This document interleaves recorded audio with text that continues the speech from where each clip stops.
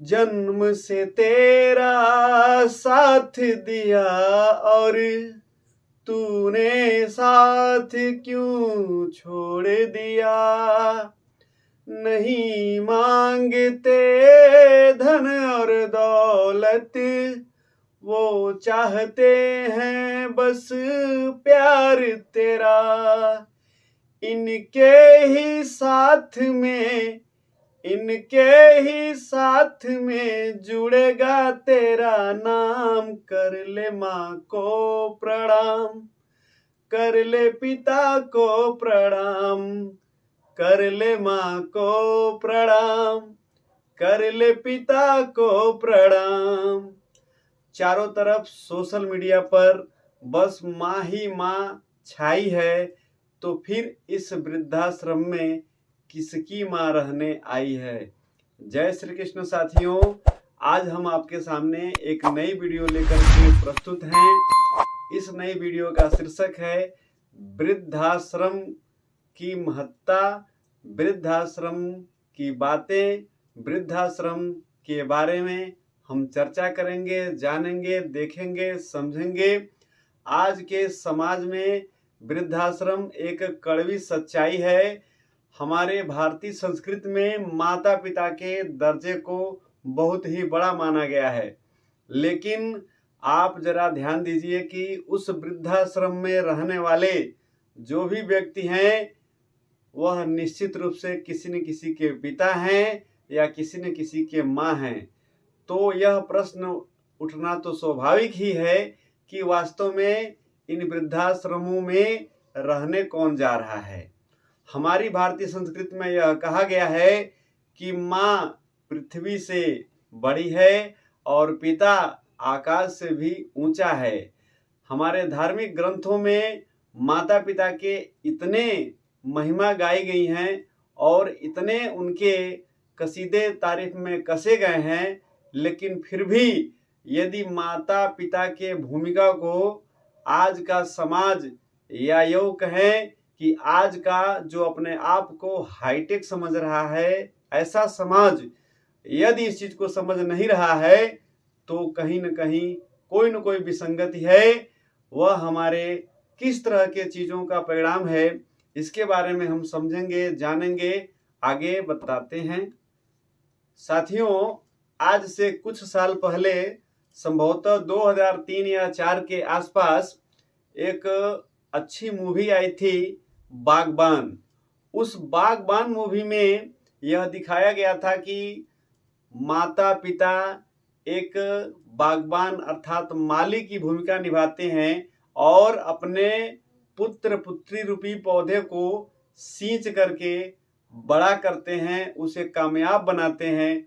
उस मूवी को देखने के बाद यह महसूस हुआ कि वास्तव में जो बच्चे यह कहते हैं कि डैड या पिताजी आपने हमारे लिए किया क्या है, आपके बच्चों के अंदर वह टैलेंट, वह कार्यकुशलता थी जिसके दम पर आपके बच्चे सफल हुए, तो वह पिता वहीं पर सोचने लगता है कि वास्तव रूप से हमने आधे आधे पेट खा करके तुम सबको खाना समय से खिलाया और ढंग से न सोते हुए भी तुम्हें बेहतर बिस्तर पर सुलाया, लेकिन तुम कहते हो कि आखिर हमने तुम्हारे लिए किया ही क्या है।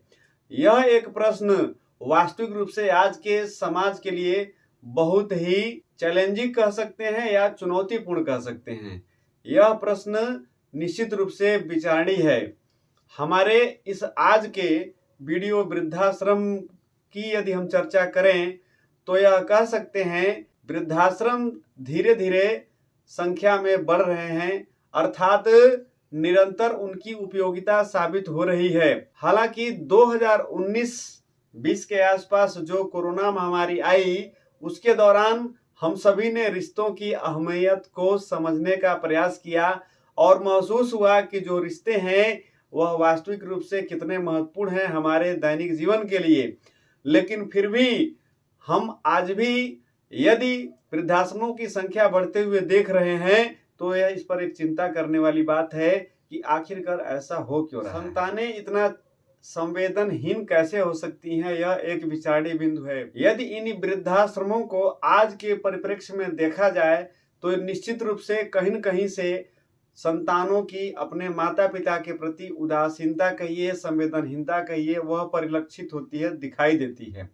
तो कहने का तात्पर्य यह है कि जो बचपन से संतानों को जो संस्कार दिए जा रहे हैं, वह संस्कार कहाँ खो जा रहे हैं, उन संस्कारों का पालन किस हिसाब से बच्चे कर रहे हैं कि इस तरह की समस्याएं आ रही हैं और उनके घर के वृद्ध जनों को, माता पिता को कहिए, यहाँ पर जाकर के रहना पड़ रहा है एक वृद्धाश्रम में।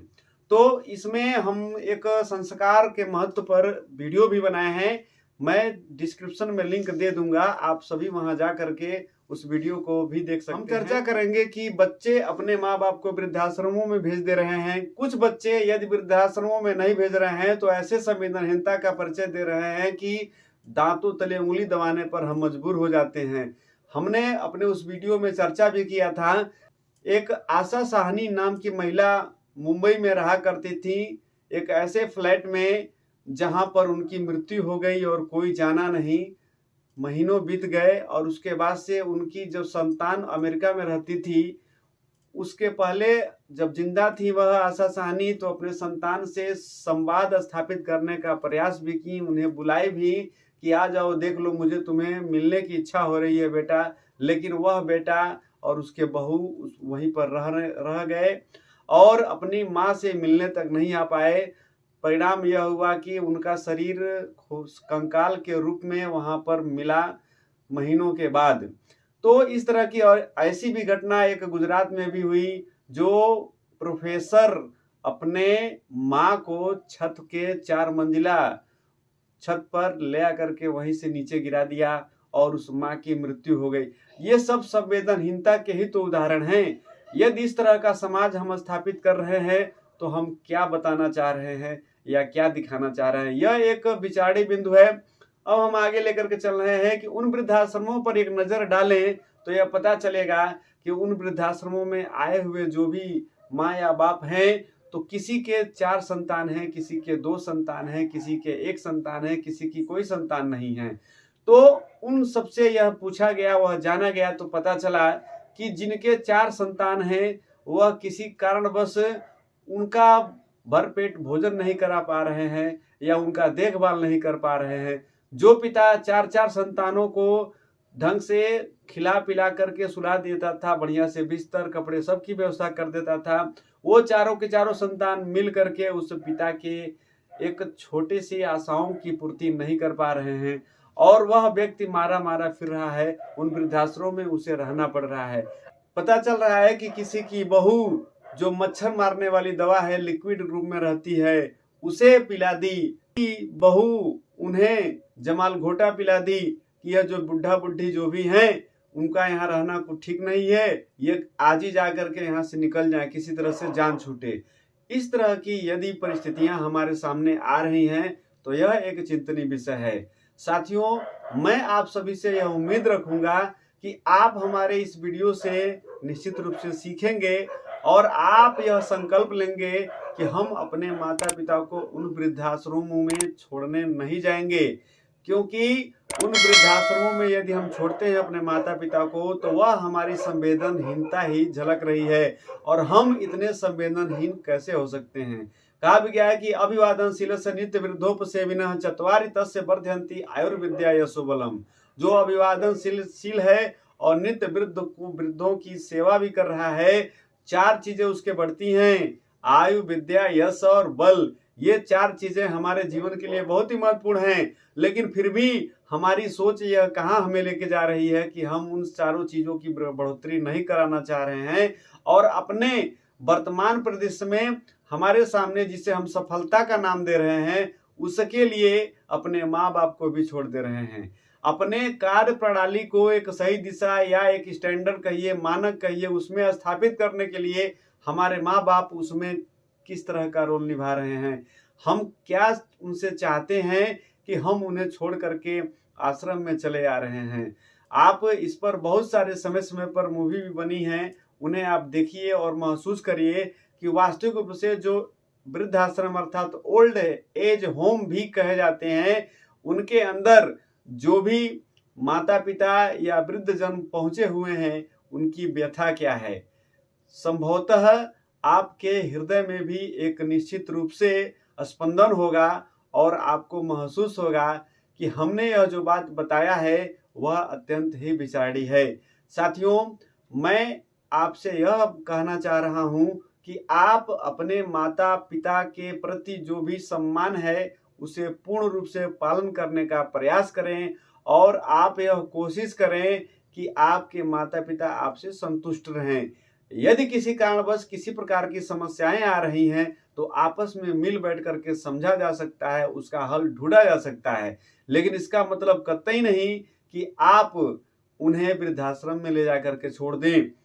हाँ, यह है कि यदि आपकी पत्नी है, उसे भी एक दूसरा घर छोड़ करके आई है तो उसे भी वह प्यार दुलार या सब सम्मान की आवश्यकता है, लेकिन उसके लिए हम अपने माता पिता को छोड़ दें यह कहीं से भी न्याय संगत नहीं है।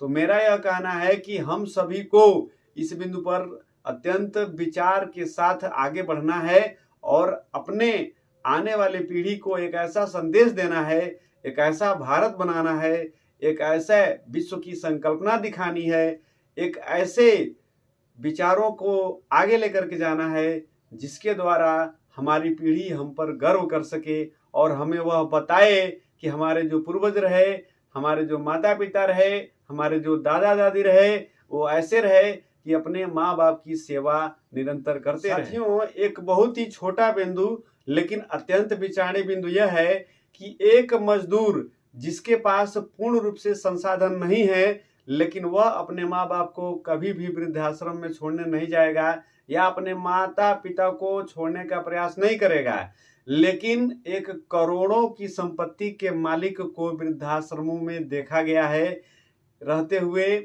क्यों? क्योंकि उनकी जो संतानें थी, 2 बच्चे या बच्चियां जो भी थी, उनको उनका भार सहन नहीं किया गया और उन्होंने अपने माता पिता को छोड़ दिया ऐसे ही। कभी कभी तो ऐसा रहा है कि पति पत्नी यदि 2 लोग हैं, उसमें से पति या पत्नी किसी की भी डेथ हो जाती है समय से पहले, तो भी उनकी जो संतानें हैं उनके भावनाओं को समझने का प्रयास नहीं करती हैं और उन्हें ऐसे ही स्थिति में छोड़ देती हैं।